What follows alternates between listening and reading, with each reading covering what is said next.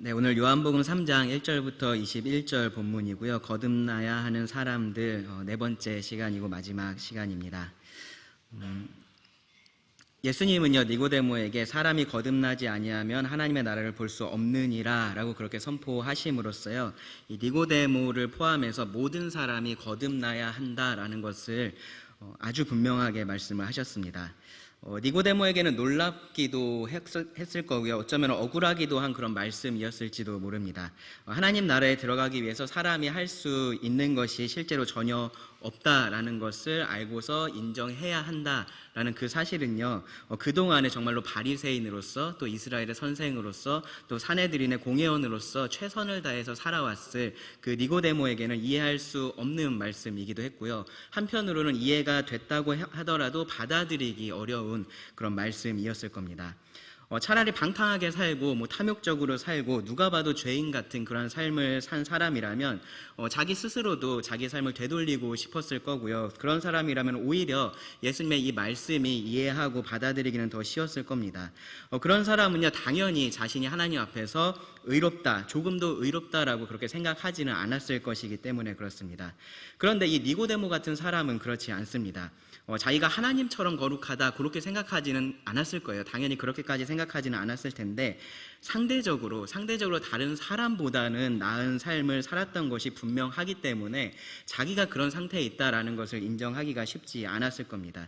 그러기 위해서 자기가 그동안 해왔던 이 노력들이 있기 때문에 더더욱이나 그랬을 겁니다. 그런데요, 결국은 어느 쪽이든지요, 거듭나지 않으면 하나님의 나라를 볼 수 없는 것은 동일합니다. 죄인이라고 해서 자동적으로 거듭나고 하나님 나라에 들어가고 하는 것이 아닌 거죠. 그렇지 않은 경우가 또 그런 것처럼 마찬가지입니다. 하나님께서 영적으로 다시 태어나게 하지 않으시면 안 되는 겁니다. 하나님께서 생명을 주셔야지만 살 수 있는 겁니다.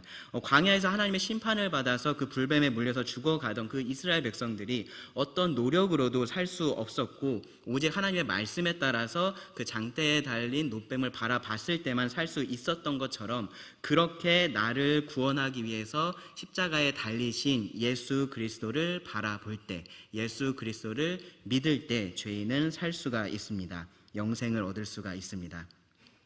여기까지가 지난 시간까지 우리가 살펴봤더니 예수님께서 니고데모에게 하셨던 말씀입니다.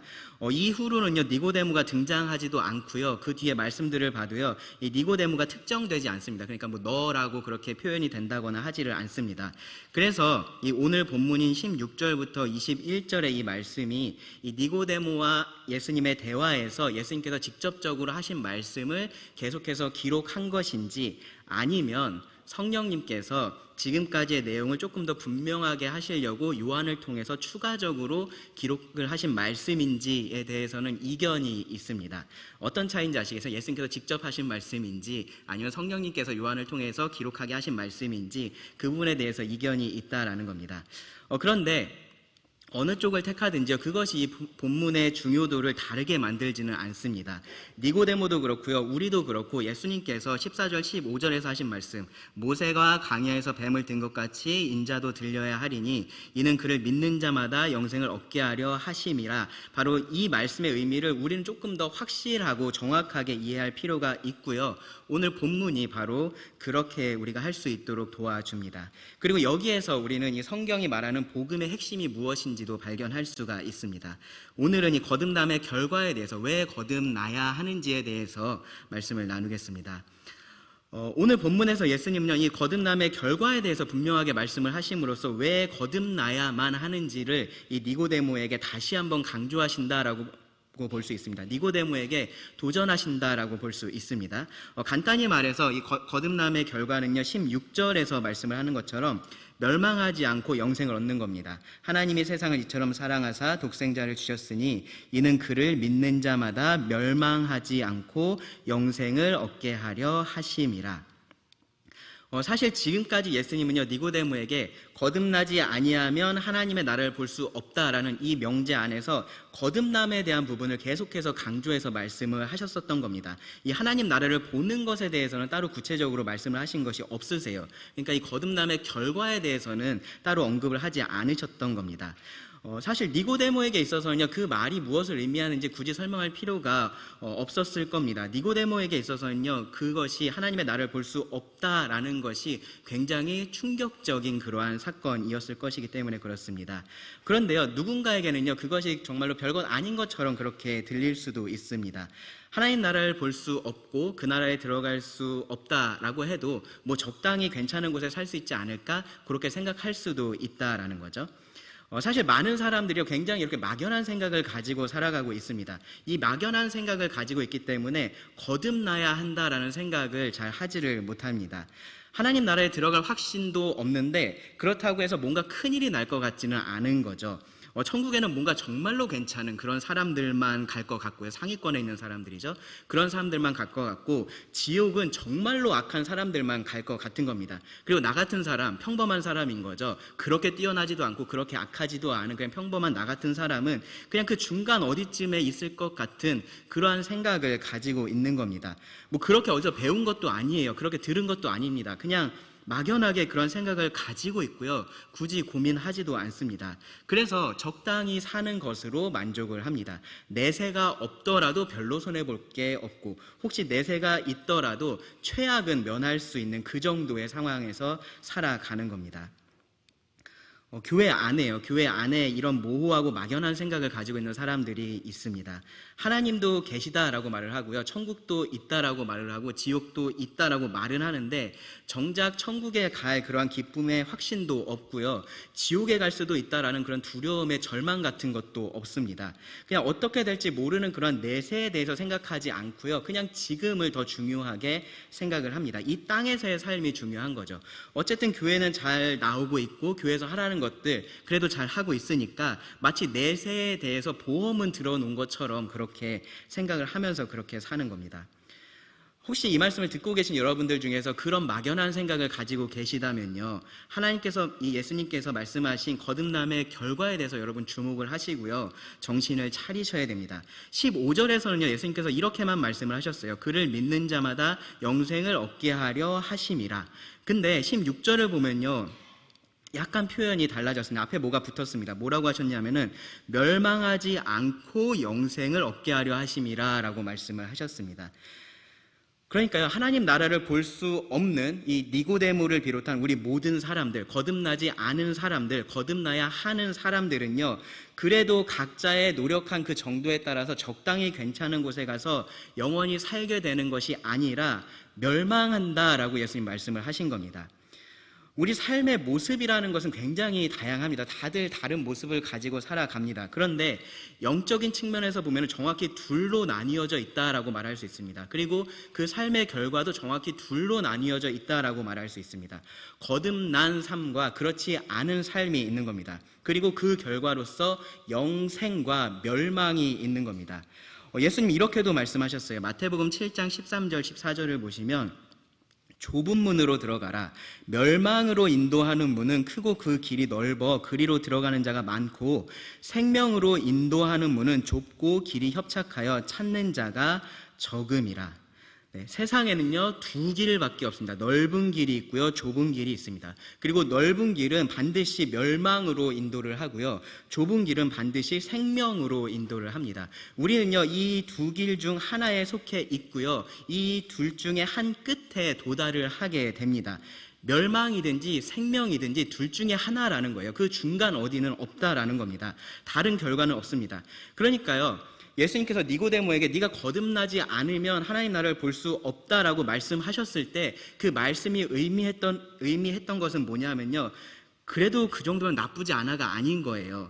예수님은 니고데모에게 너는 지금 멸망을 향해 가고 있다라고 말씀을 하셨다라는 겁니다. 예수님을 찾아왔던 서기관이 있습니다. 그 서기관이 예수님을 찾아와서 모든 계명 중에 첫째가 무엇입니까? 라고 그렇게 물어봤었습니다. 예수님께서 뭐라고 대답하셨나요? 하나님을 사랑하는 것이 첫째고 이웃을 사랑하는 것이, 이웃을 내 몸과 같이 사랑하는 것이 둘째 되는 계명이다 라고 그렇게 말씀을 하셨습니다. 그러고 나니까요, 그 사람이 예수님의 말씀에 동의를 하죠. 그러면서 어떤 제물을 드리는 것보다 하나님을 사랑하고 이웃을 사랑하는 것이 더 낫습니다. 그렇게 반응을 합니다. 그러니까 예수님께서 그 사람한테 뭐라고 말씀을 하셨냐면은 네가 하나님의 나라에서 멀지 않도다. 하나님의 나라에서 멀지 않다라고 말씀을 하셨습니다.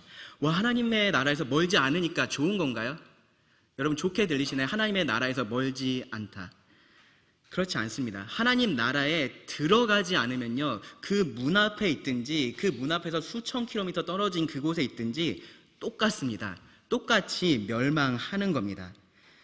물론 예수님께서 이 말씀을 하실 당시의 서기관은요, 아직 그 끝에 도달하지 않은 시점이에요. 그렇기 때문에 그가 바른 지식을 가지고 있고 바른 태도를 가지고 있었기 때문에 예수님은 그가 하나님 나라에서 멀지 않다라고 말씀을 하신 겁니다. 조금은 긍정적으로 말씀을 하신 것이 사실입니다. 그런데 만약에 그 서기관의 삶의 끝에 예수님에게서 여전히 들을 말이 네가 하나님 나라에서 멀지 않다라면요, 그만큼 비참하고 억울한 삶도 없는 겁니다. 하나님 나라에 정말로 가까이는 갔는데 들어가지 못했으면요, 영생이 그를 기다리고 있는 것이 아니라 멸망이 그를 기다리고 있기 때문에 그렇습니다. 정반대의 경우도 있었습니다. 평생을 어떻게 살아왔는지는 모르겠습니다. 근데 이 땅에서의 삶을 십자가에서 비참하게 마감해야 했었던 한 사람이 있었습니다. 범죄자가 있었습니다. 강도가 있었습니다. 그는요, 예수님과 함께 그 십자가에 못 박혔습니다. 예수님을 보고 처음에는 함께 욕을 했지만요, 그리고 조롱했지만 예수님이 의로운 분으로서 이 십자가에 달리셨다라는 것을 알고요, 예수님께 이렇게 구했습니다. 예수여, 당신의 나라에 임하실 때 나를 기억하소서. 무슨 말입니까? 예수님이 왕이신 것을 인정을 한 겁니다. 메시아라는 것을 인정한 겁니다. 이 생의 마지막 순간에 이 강도는요, 예수님을 메시아로서 영접을 했습니다. 그에게 예수님 뭐라고 말씀하셨습니까? 내가 진실로 너에게 이르노니 오늘 네가 나와 함께 낙원에 있으리라. 네, 왕이신 예수님께서 그의 나라로 이 강도를 들어오게 하신 겁니다. 평생을 그렇게 살아온 사람을 들어오게 하신 겁니다. 아마 역사상 가장 편안하게 십자가에서 죽은 사람이 이 사람이 아닐까라고 생각을 합니다. 이 죽음의 끝에 그를 기다리고 있는 것이 어떻게 될지 모르겠는 그러한 두려움이 아니었고요, 멸망할 것이라는 확신도 아니었고요, 영생이라는 것을 그가 확신하는 가운데 죽을 수 있었기 때문에 그렇습니다. 결국 중요한 것은 뭐냐면요, 멸망하지 않고 영생을 얻는 겁니다. 하나님 나라에 가까이 가는 것이 중요한 게 아니라 그 나라에 들어가는 것이 중요합니다. 그리고 그렇게 하기 위해서는 거듭나야 한다라고 예수님 말씀을 하시는 겁니다. 하나님 나라에 들어가는 것은요, 오직 거듭남의 결과입니다. 니고데모와 같은 선한 삶, 그리고 예수님에 대한 긍정적인 생각의 결과가 아닌 거예요. 서기관과 같은 바른 지식과 태도의 결과도 아닌 겁니다. 그런 것들이 근본적으로 뭔가 잘못됐다라고 말씀을 드리는 게 아니고요, 그런 게 있으면 하나님 나라에 들어갈 수 없다라고 말씀을 드리는 것도 아닙니다. 다만 그런 것들로 하나님 나라에 들어갈 수는 없다라고 말씀을 드리는 겁니다. 오직 거듭난 사람만이 하나님 나라에 들어갈 수 있습니다. 거듭난 사람만이 영생을 누릴 수 있습니다. 요한복음 17장 3절에서 예수님은요, 영생이라는 것은 유일하신 하나님과 예수 그리스도를 개인적으로 친밀하게 아는 것이라고 말씀을 하셨어요. 겨우 그게 영생이라고? 영생이라고 뭔가 더 대단한 게 있을 것 같은데 겨우 하나님을 아는 게 영생이라고? 그런 생각이 드실 수도 있는데요, 사실 그게 전부예요. 그게 전부인 것이 맞습니다. 하나님이 생명의 근원이시고요, 진리의 빛이시기 때문에 그렇습니다. 그런 하나님을 떠나서 우리가 참된 삶을 살 수 없게 된 겁니다. 우리가 가지고 있는 모든 문제는요, 그 하나님을 떠나서 하나님을 모르는 가운데 살아가는 것으로서 시작이 된 거고요, 그렇기 때문에 그 모든 문제의 해결은요, 그 하나님께로 돌아가서 하나님을 아는 가운데 살아가는 것으로 끝이 나는 겁니다. 영생은 유일하신 하나님과 예수 그리스도를 영원히 알고 그로 인해서 기뻐하는 참된 삶입니다. 그것이 거듭남의 결과로서 예수님께서 말씀을 하신 겁니다. 이 16절의 전반부의 말씀은요, 그런 결과를 만들어내는 동기하고 방법에 대해서 예수님께서 말씀을 하셨습니다. 먼저 그 동기는 뭐냐 하면은 3장 16절 보시면 하나님이 세상을 사랑하셨다라는 겁니다. 하나님이 세상을 사랑하셨다. 이 말씀에서 우리가 몇 가지 좀 생각해 볼 게 있습니다. 먼저 여기서 말하는 이 세상이라는 것은요, 성경에서 이 세상이라는 표현을 쓸 때 때로는 이 세상에 속한 것, 이 땅에 속한 것, 죄악된 것, 세속적인 것, 그런 것들을 의미할 때가 있는데 여기서는 그렇지 않습니다. 여기서의 세상은요, 사람들을 의미합니다. 이 땅에 있는 사람들, 인류를 의미를 합니다. 디도서 3장 4절을 보시면 비슷한 맥락에서 우리 구주 하나님의 자비와 사람 사랑하심이 나타날 때라고 그렇게 말씀을 합니다. 하나님께서 사람을 사랑하셨다라는 거예요. 사람을 사랑하셨다. 다른 어떤 피조물이 아니라 사람을 사랑을 하신 겁니다. 특별히 여기서 말하는 이 사랑이라는 것은요, 일반적인 그런 사랑이 아니라 구원하는 특별한 사랑을 의미를 합니다. 하나님은 사랑이셔서 그분이 하시는 모든 일들이 사실은 사랑의 행위라고 할 수 있어요. 그런데 그렇다고 해서 모든 피조물들이 우리처럼 이 하나님의 구원하시는 사랑을 경험하는 것은 아닙니다. 아무리 귀여운 강아지, 아무리 귀여운 고양이도요, 이러한 사랑을 경험하지 않습니다. 이 사랑의 대상이 되지를 않습니다. 심지어 사람보다 훨씬 더 뛰어나다라고 생각할 수 있는 천사들도 이 사랑의 대상이 되지 않습니다. 예수님은 천사를 구원하기 위해서 천사의 모습을 입지 않으셨어요. 사람을 구원하기 위해서 사람의 모습을 입으셨습니다. 히브리서 저자가 이 부분에 대해서 분명하게 말을 하는데요. 히브리서 2장 14절부터 16절을 보시면 자녀들은 혈과 육에 속하였음에 우리죠, 그렇죠? 우리가 그렇다라는 겁니다. 그도 또한 예수님도 또한 같은 모양으로 혈과 육을 함께 지니심은 죽음을 통하여 죽음의 세력을 잡은 자 곧 마귀를 멸하시며 또 죽기를 무서워함으로 한평생 매어 종노릇하는 모든 자를 놓아주려 하심이니 이는 확실히 천사들을 붙들어 주려 하심이 아니요 오직 아브라함의 자손을 붙들어 주려 하심이라. 네. 하나님께서 구원하기로 결정하신 대상은요, 천사들이 아니라 사람들이라는 겁니다. 하나님께서 사람을 사랑하셨습니다. 근데 어떤 사람들을 사랑하셨냐면요, 죄인들을 사랑을 하셨어요. 타락 이전의 사람들만 사랑한 것이 아니라 그 이후의 사람들을 하나님께서 사랑을 하셨습니다. 죄인을 사랑하셨다라는 얘기예요. 하나님을 먼저 찾지 않는 자들을 하나님께서 사랑하셨다라는 말입니다.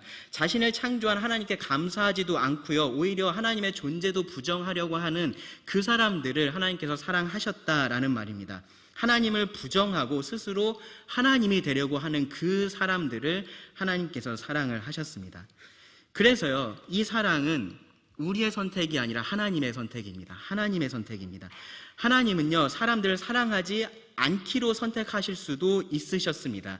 이 사람들이 하나님을 배반했을 때, 하나님을 반역하고 죄를 범했을 때 전부 다 그냥 그 자리에서 심판해버리기로 결정하실 수도 있으셨습니다. 그런데 하나님은 사랑하기를 선택을 하신 겁니다. 구원의 사랑을 베풀기로 선택을 하신 겁니다.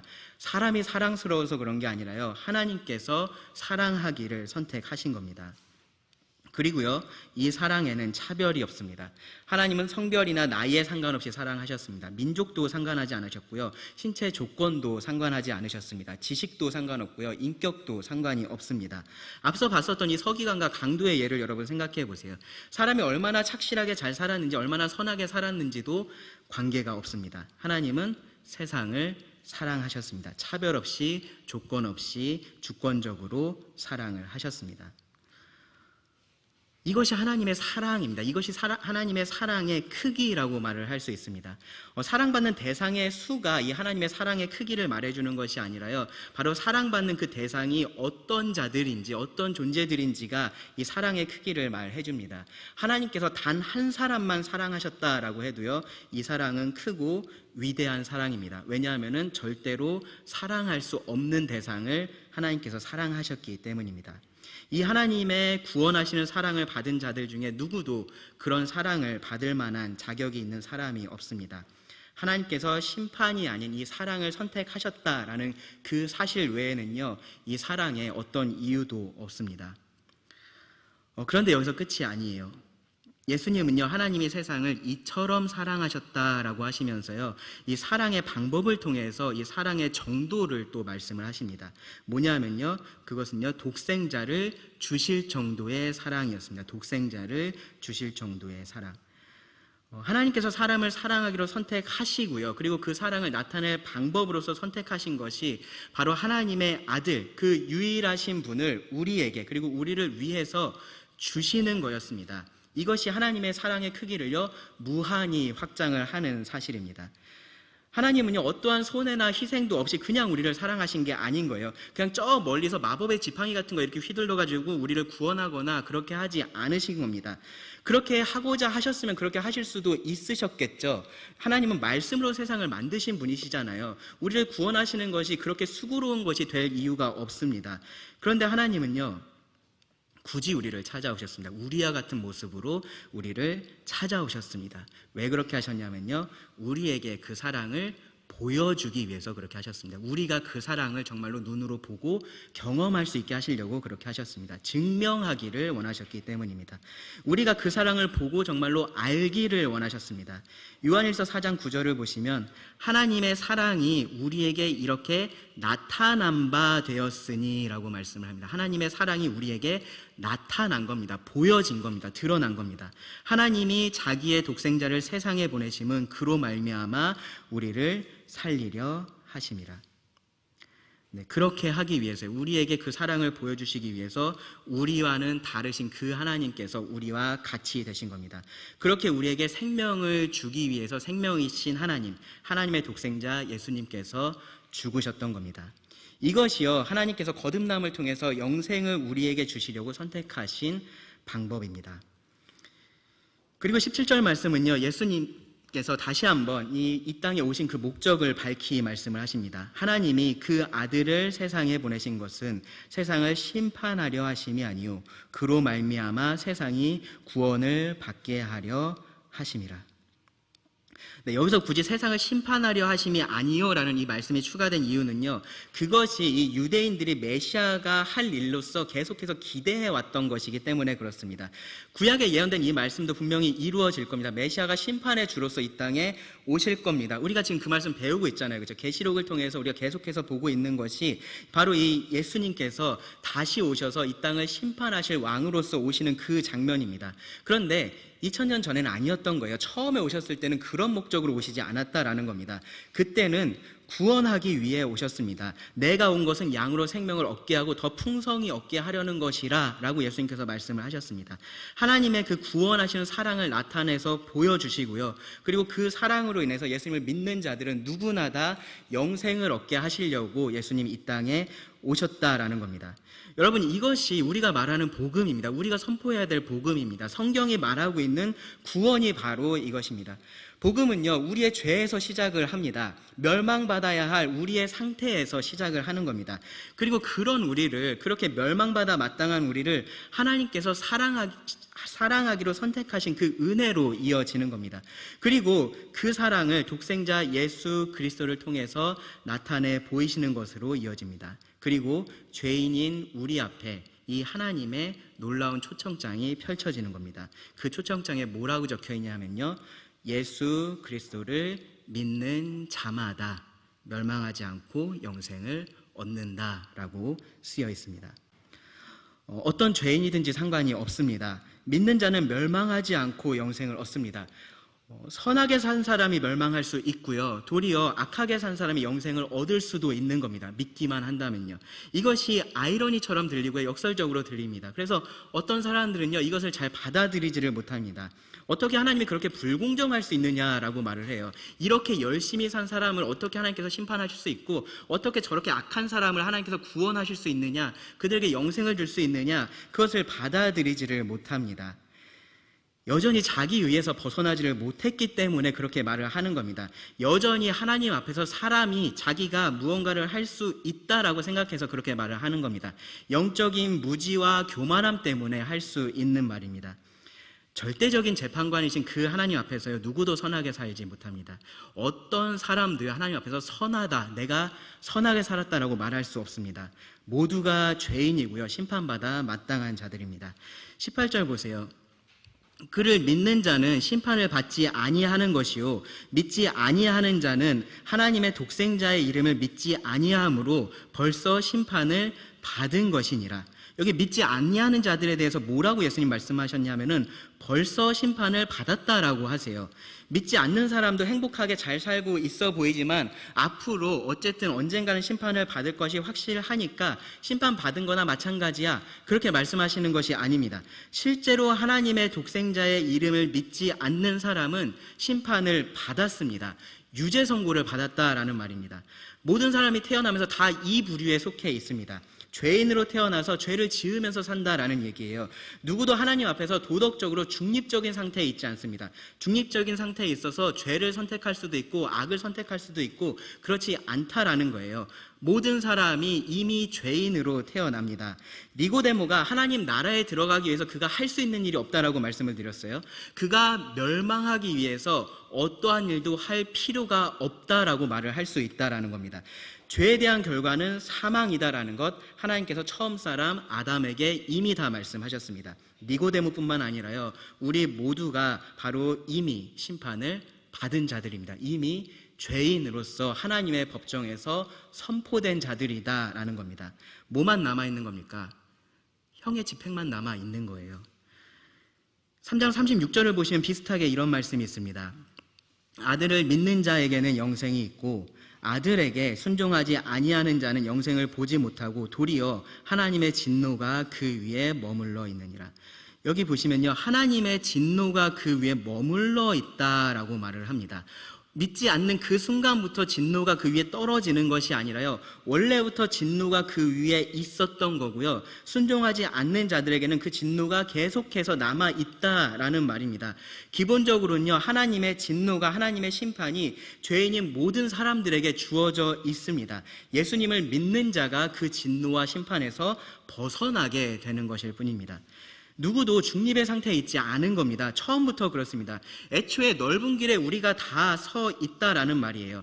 예수님은 좁은 문으로 들어가라라고 말씀하셨지 넓은 문으로 들어가지 말라라고 명령하지 않으셨어요. 이미 우리는 다 거기에 있기 때문에 그렇습니다. 좁은 문으로 들어갈 필요가 있습니다. 모두가 우리는 이미 넓은 길에 서서 멸망을 향해 가고 있는 죄인들이기 때문에 그렇습니다.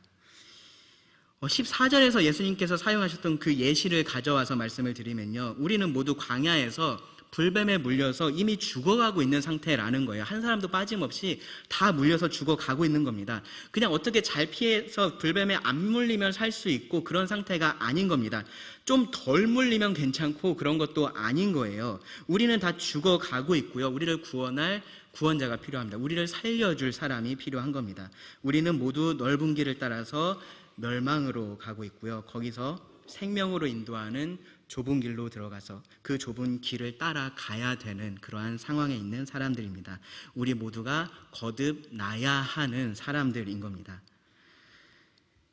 우리 모두 이미 심판을 받았고요, 이 심판에서 벗어나야 하는 그러한 상황에 있습니다. 그리고 그 유일한 방법은 뭐냐 하면요, 우리를 대신해서 하나님의 그 진노를 감당하시고 죄에 대한 심판을 받으신 그 십자가에 달리신 예수님을 믿는 겁니다.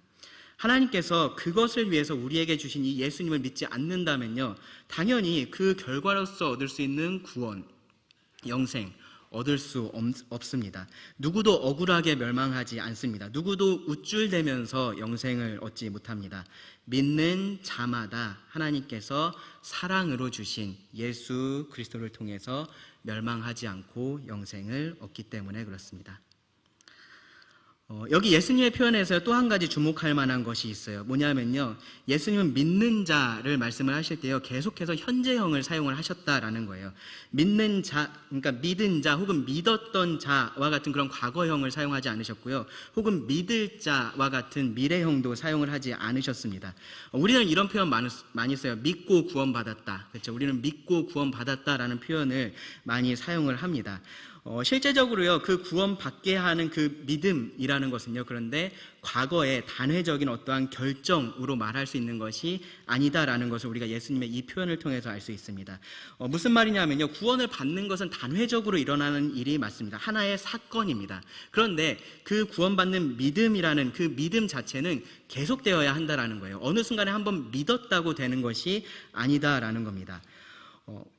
한번 믿었으면 그걸로 된 것이 아닙니다. 믿고 구원받는 일은 반복되지는 않습니다. 거듭난 사람이 또 거듭나야 되거나 그렇지는 않습니다. 그런데 믿음은요, 그렇게 구원받게 하는 믿음은 거기서 멈추지 않고 계속해서 이어지는 것이 참된 믿음입니다. 그것이 그 사람의 특징이 되고요, 그 삶을 특징 짓는 것이 됩니다. 19절부터 21절에서 예수님께서 그런 차이를 말씀을 하세요. 19절 20절을 먼저 보시면요, 그 정죄는 이것이니 곧 빛이 세상에 왔으되 사람들이 자기 행위가 악함으로 빛보다 어둠을 더 사랑한 것이니라. 악을 행하는 자마다 빛을 미워하여 빛으로 오지 아니하나니 이는 그 행위가 드러날까 함이요.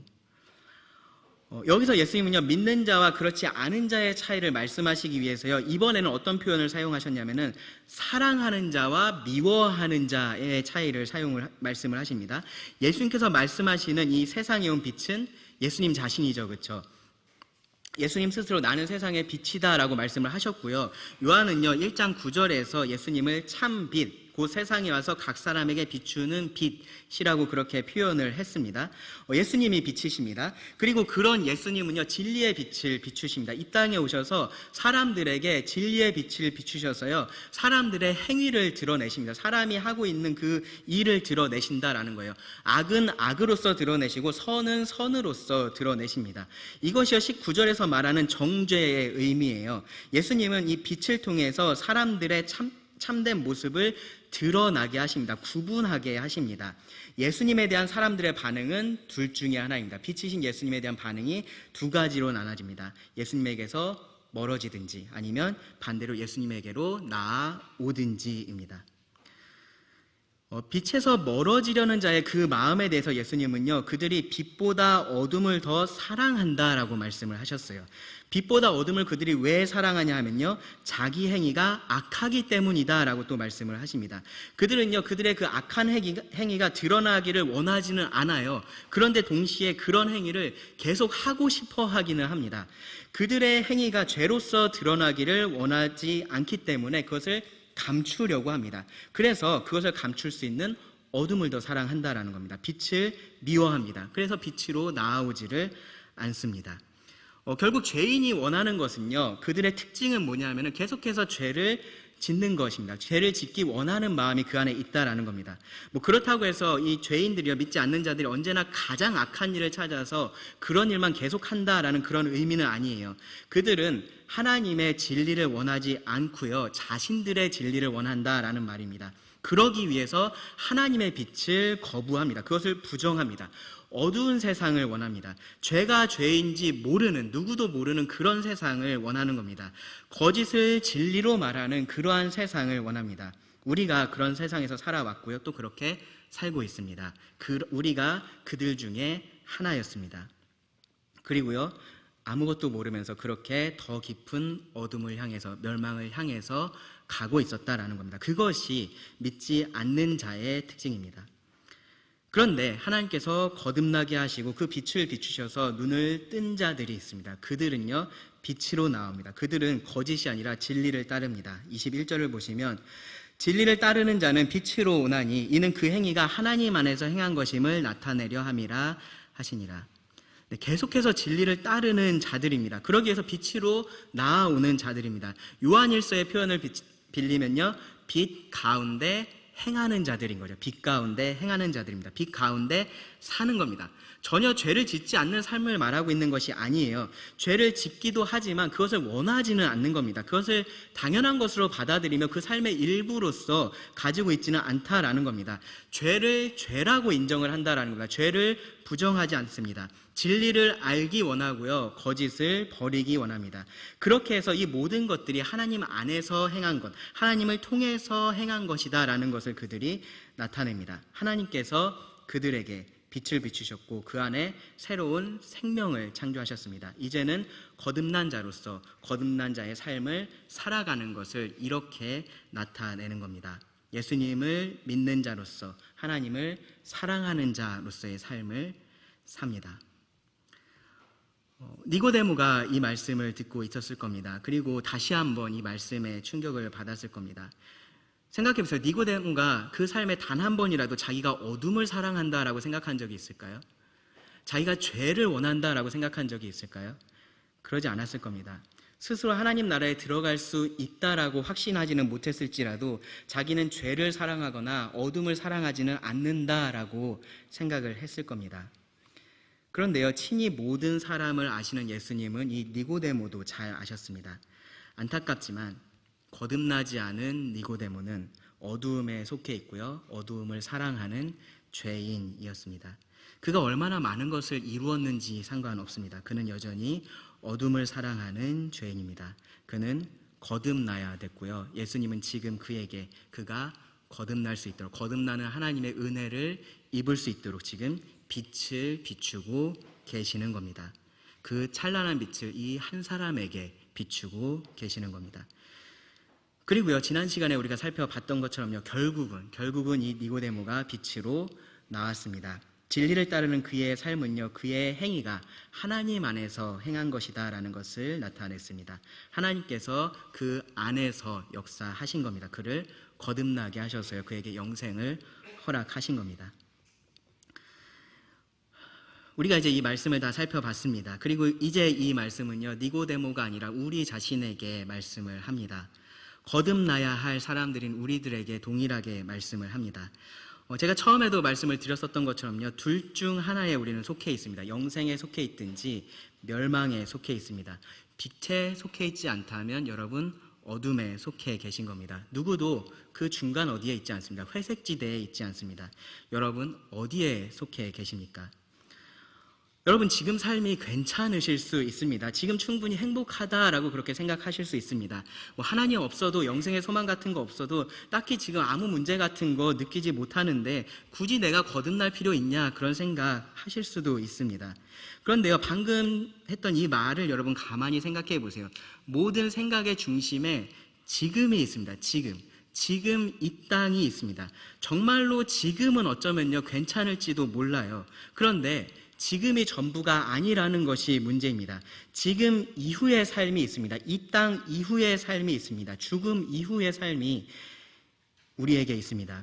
지금 믿지 않으면요, 지금 이후의 삶도 절대로 괜찮지가 않습니다. 예수님은 지금 여러분에게 너는 멸망을 향해 가고 있어 라고 지금 이 말씀을 통해서 경고하고 계신 겁니다. 여러분에게, 니고데모에게 빛을 비춰주셨던 것처럼 지금 빛을 비춰주고 계신 겁니다. 여러분 그런 상태에 계시다면요, 그 빛으로부터 도망하지 마시고요, 겸손히 하나님의 은혜를 구하실 수 있기를 바랍니다. 하나님께서 은혜를 주시지 않으시면, 하나님께서 나를 거듭나게 하지 않으시면 나의 삶은 생명이 없는 죽은 삶이다 라는 것을 여러분 인정하시고요, 생명을 주시는, 거듭나게 하시는 그 하나님께로 나오시기 바랍니다. 여러분에게 하나님께서 정말로 거듭남의 은혜를, 영생을 선물로 주실 겁니다. 이미 이 거듭남의 은혜를 누리고 영생의 소망을 가지신 여러분들은요, 정말로 기뻐하면서 감사하시면서 빛 가운데 사시는 그러한 즐거움을 누리시기를 바랍니다. 무엇보다도 예수님께서 말씀하신 이 성경의 복음을 여러분 바르게 선포하실 수 있기를 바랍니다.